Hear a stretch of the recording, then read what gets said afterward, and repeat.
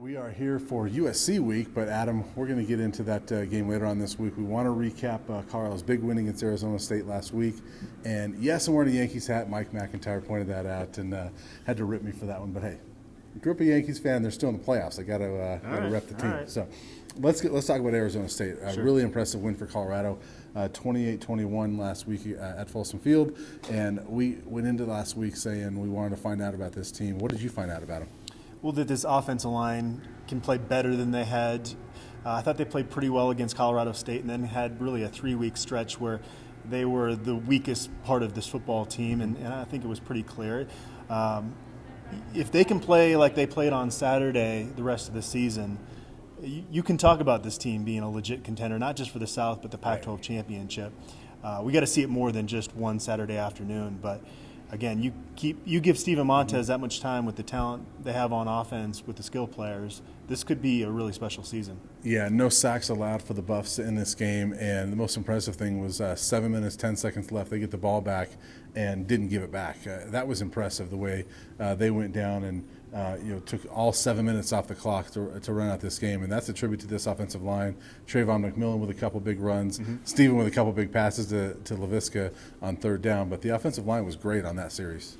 And then you look on the other side of the ball, you lose your best defensive player, Nate Landman, earlier, and it obviously helps having Drew Lewis, who has the experience to be able to move over there, but you saw Carson Wells get in there and not have a drop-off at that spot. Yeah. We thought this team was going to have more depth than they had, especially last year, and that's really shown itself. And you liked, again, halftime adjustments and come out strong defensively, and I'd really like to see – I know that at cornerback – they like having a rotation in order to keep those guys fresh, but yeah. I'd like to see one game where Delrick Abrams and Chris Miller play 100% of the snaps and just see how many passes are completed against those two guys. Yeah, because they've been pretty good. I mean, Chris was pretty good the other day, and Delrick, I think, has been really good all season. Made a great play on that fourth down in the fourth quarter and tipped the pass away. That was a huge play.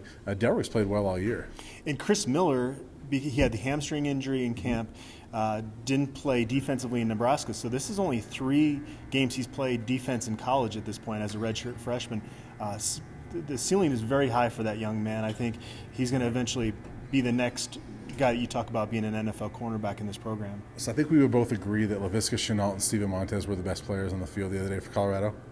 Yeah, and Mustafa Johnson was nominated by Colorado for Pac-12 Defensive Player of the Week. He's not going to win that honor because there's some other guys that had bigger games across the conference. But just, again, super disruptive in there. That sack when Arizona State looked like they were going to tie the game up there late in the third quarter was a big turning point in that football game. So aside from those 3 who have been showing up every single week, who impressed you the most the other day?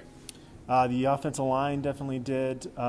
Well, Drew Lewis, talk about a guy that was relegated, and you're just not going to be – you might have a bit more sack numbers playing outside backer, but you're not going to have the tackles like he had 19 last year? 119, yeah. And he had 10 in that football game, led CU in tackles, so that stood out to me. Again, yeah, I think Delrick Abrams, Chris Miller both stood out.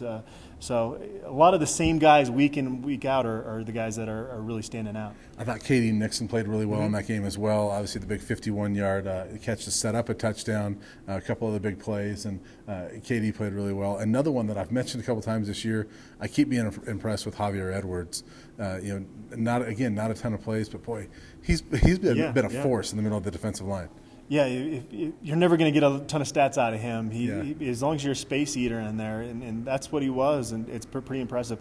One guy that we never talk about, seemingly, Chris Bounds, quietly does a really good job blocking, and I know some CU fans want to see the tight end catch a lot of balls, but he's doing a good job, and he's kind of undersized for how physical he is, honestly.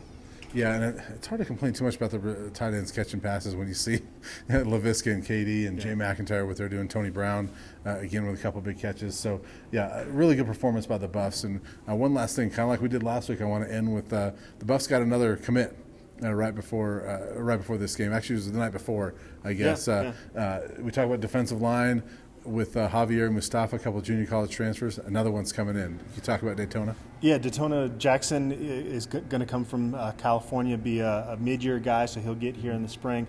UCLA offers him basically right when he commits to Colorado. So we've seen this happen now. The more Colorado wins football games, teams look at, okay, they've been recruiting these 3-star guys, and they come here and they start playing like 4-star guys. Let's pay attention to who Colorado's offering. And Right. it's a nice thing for CU fans in the fact that their commitments are wanted by other Pac-12 schools. But that you've started to see that trend now happen with some of the guys they've got committed. A bigger guy that can play the 3 technique in their defensive scheme. Again, you don't want to rely 100% on recruiting JUCO defensive linemen, because I use Javier Edwards as the example. He comes in here and struggles his first year. By the time he gets good, you only get 1 year out of the guy. Right. So I'm fine with them taking 1, maybe 2 of those guys a year, but you like to see them really cultivate their prep defensive line recruiting. They do have 1 guy on board right now, but if you look at their recruiting class, 20 commits, the one thing they're missing is that Israel Antwine type prep defensive lineman that could come in and be a game changer.